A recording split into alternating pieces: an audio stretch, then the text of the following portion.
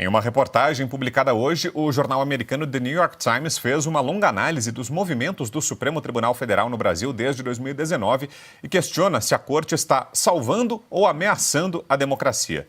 No artigo, Jack Nicas, chefe da sucursal brasileira, explica que naquele ano, logo depois da posse de Jair Bolsonaro, o STF decidiu conceder a si mesmo o poder de abrir uma investigação criminal sobre críticas contra a corte. No artigo, Nicas também menciona a prisão do ex-deputado Daniel Silveira, contextualiza o embate entre o ministro Alexandre de Moraes e as redes sociais e dá destaque à ofensiva do judiciário contra a Oeste. A publicação classifica Moraes como uma espécie de xerife da internet brasileira, nomeado pela própria corte. Diz ainda que várias dessas investigações são conduzidas pelo próprio ministro e que elas sempre miraram apoiadores da direita, cidadãos comuns e parte da imprensa.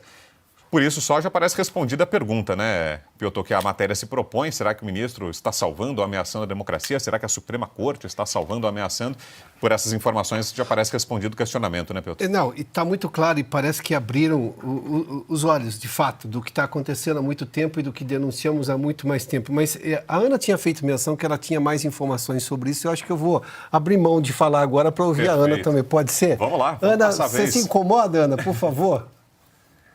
Imagina, nem um pouco. A informação é que essa matéria do New York Times já chegou dentro do Senado dos Estados Unidos da América e um assessor de um senador, não posso revelar porque ele pediu, porque vai entrar também em mais um relatório essa matéria do New York Times.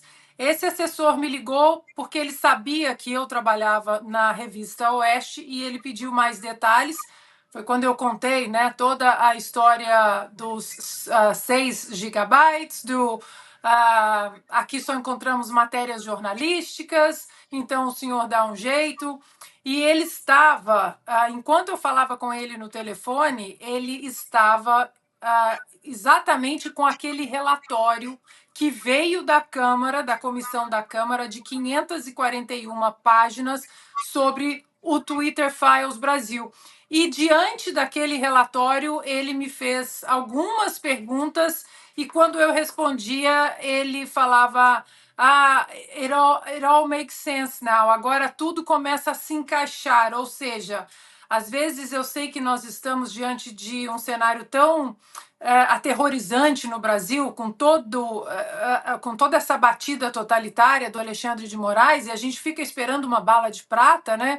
É o Elon Musk, é a Câmara Americana, é aqui, é ali, é o impeachment do Moraes, mas um grande quebra-cabeça está sendo construído para expor ainda mais o que está acontecendo e não apenas expor, medidas serem tomadas. Ele comentou também, ele que é um assessor de um senador, comentou também do projeto de lei da Maria Salazar, a deputada do estado da Flórida, uma das 3 signatárias do projeto de lei, que visa caçar vistos de censores. E ele disse que esse projeto também rodou o Senado, porque o nome do Alexandre de Moraes está ali naquele projeto como um dos censores. Ou seja, os americanos estão de olho não apenas para interferir, né, na soberania brasileira, mas para tentar colocar um freio exatamente nessa palavra censores. E aí, na nossa conversa, ele comparou Alexandre de Moraes, vejam com quem? Com Nicolás Maduro. Não, é ótimo ouvir o que a Ana nos traz aí de informação, porque se tem uma coisa que toda vez eu percebi indo aos Estados Unidos é que eles têm muito viva na memória as ditaduras latino-americanas. Estou falando lá do século passado ainda. Isso é muito vivo. E claro que isso foi avivado ainda mais pelos casos, digamos, recentes da Venezuela. A Ana acabou de citar aí a comparação com Nicolás Maduro, com Ortega na Nicarágua e desde sempre a situação de Cuba. Que diferença tem, então, olhando-se por esse prisma, e acho que esse é muito claro, para um americano quando ele vê que a Suprema Corte da Venezuela, ou qualquer coisa que o valha lá, parecido com o Supremo Tribunal Federal, pede a extradição, ou que Cuba, naquele momento, pediu a extradição dos 2 pugilistas nos Jogos Pan-Americanos aqui do Rio de Janeiro.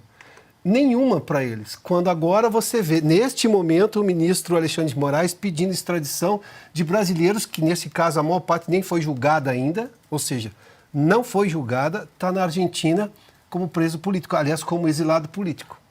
Eles vão simplesmente colocar tudo na mesma régua, porque é a mesma régua. Com uma diferença de anos em relação, obviamente, às ditaduras latino-americanas do século passado e de agora. A Ana falou sobre bala de prata e, claro, quando a gente está sob esse momento grave, o Augusto cita aqui o tempo que foi, quanto durou a ditadura militar naquela época e toda a perseguição motivada pelo AI-5. Para quem viveu aquele momento, a dor contemporânea é sempre muito dolorida, né? Quando você olha para trás, e óbvio que nós estamos sentindo essa dor. Mas são várias coisas que estão acontecendo, e a Ana já citou algumas aí, que começam a mudar o cenário. Eu posso me referir aqui à música do Jorge Benjor. Agora deu no New York Times. Que, convenhamos, não é um jornal de direita, não é um jornal, nunca foi, não é a história do New York Times. Se o New York Times chegou a essa conclusão, ele que acabou demitindo um chefe lá porque estava preocupado com as redes sociais e o mundo woke do Twitter lá atrás, na era pré-Elon Musk. Se o New York Times já perdeu a paciência com a realidade brasileira, bom, ou seja, o nível agora é internacional. O Alexandre de Moraes corre o risco, se a diplomacia brasileira aceitar colocar adiante esses pedidos de repatriação de brasileiros à força, né, porque nós estamos falando, obviamente, de um envio à força, vai passar vergonha de novo. E vai aumentar ainda mais esse movimento internacional que enxerga o Brasil hoje como uma ditadura atípica, porque é uma ditadura que vem do judiciário, embora com o apoio do Lula, que não se opõe a absolutamente nenhum arbítrio e abuso que vem do Supremo Tribunal Federal. Acho que é bom citar, o Schallenberg cita com muita frequência, a gente fala sempre do Supremo e nunca do Lula nesses casos. O Schallenberg, toda hora, ele cita o Lula, como também todos os outros críticos. Eles não deixam o presidente brasileiro de fora dessa questão. Agora, Silvio, e a imprensa brasileira? A gente vê essa reação internacional, mas e por aqui? Será que em algum momento a imprensa brasileira vai se dar conta, vai tratar desses absurdos com a gravidade que eles requerem, com a seriedade que esse assunto requer? Como, por exemplo, o New York Times citou a ofensiva contra o Oeste, né? Um veículo de imprensa que foi alvo, houve um direcionamento por parte de um juiz para que um veículo de imprensa fosse investigado e não se encontrou nada, só jornalismo, que depõe muito a nosso favor. Mas e o restante da imprensa brasileira? Quando é que será que vai, se é que vai, o que é que você projeta, vai se sensibilizar sobre a gravidade do que está acontecendo, Silvio? Não, em relação ao Supremo Tribunal Federal e ao disparate da diplomacia brasileira, o momento mais infame da diplomacia brasileira, eu acho que os editoriais dos jornais, eles de alguma forma já mencionam, já tratam disso. Tem um editorial sobre o Supremo Tribunal Federal hoje no jornal Estado de São Paulo. Mas a Folha também foi quem revelou essas trocas de mensagens entre juízes auxiliares do ministro Alexandre de Moraes e o episódio ali que envolve a revista Oeste. Use a sua criatividade. Não achamos nada, só fazem jornalismo, mas use a sua criatividade. Enfim, acho que isso já aparece nas páginas dos jornais. O que acontece é o clima dentro das redações é muito ruim aqui no Brasil por paixões políticas. São redações repletas de profissionais de esquerda, alinhados à esquerda, uma esquerda que não existe mais nas urnas, nas eleições municipais, não existe nas ruas em apoio ao presidente Jair Bolsonaro, mas continua existindo dentro das redações. E aí a gente pode seguir nesse fio durante horas para ligar lá na ponta, desde as universidades até o dinheiro da SECOM. E aí esse eu acho que é o ponto mais importante quando envolve grandes conglomerados, sobretudo o maior conglomerado do Brasil hoje, que é as organizações Globo, a Rede Globo, a Globo News. Quando se trata desses veículos, aí sim a gente pode mostrar com dados, o Poder 360 já trouxe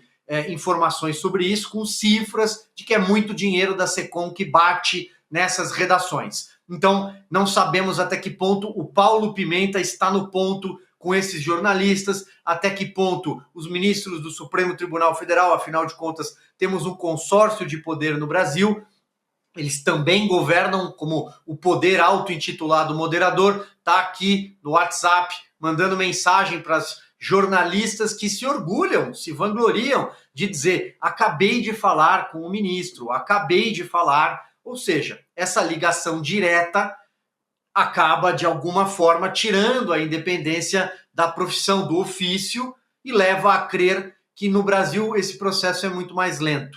Eu só queria citar aqui a questão da chancelaria, porque a Ana, que traz informações também exclusivas hoje, dessa conversa cita o mosaico. E é claro que no exterior o mosaico já está praticamente com todas as peças. Junte-se a essas arbitrariedades todas do Supremo, a censura, o avanço contra a democracia, as posições do Brasil para além das fronteiras. Estou falando de Israel, estou falando do eixo Rússia, China, Irã, estou falando da posição em relação à China também, com as declarações do Banco dos BRICS, com a quantidade de autoridades brasileiras que pegam um voo para Pequim e Xangai, agora com muita frequência, com as declarações do presidente criticando os Estados Unidos, teve uma agora, na semana passada, dizendo que os Estados Unidos, onde já se viu o Departamento de Justiça americano dos Estados Unidos investigar a compra de caças Gripen que aconteceu no governo Dilma Rousseff. Onde já se viu? Isso é intromissão em outro país. Ora, mas era uma disputa comercial internacional que inclusive envolvia uma empresa americana, a Boeing, o F-18, que envolve o próprio equipamento, porque os motores do Gripen são General Electric, envolve denúncias de propina que foram arquivadas e alguém disse quem arquivou, Ricardo Lewandowski. Mas como assim? E aí, quando for olhar, você vai ver que tem uma série de pontos. Joguei aqui alguns tentáculos de tudo isso para mostrar que o mundo está de olho no Brasil. Então, não cause estranheza o New York Times estampar isso.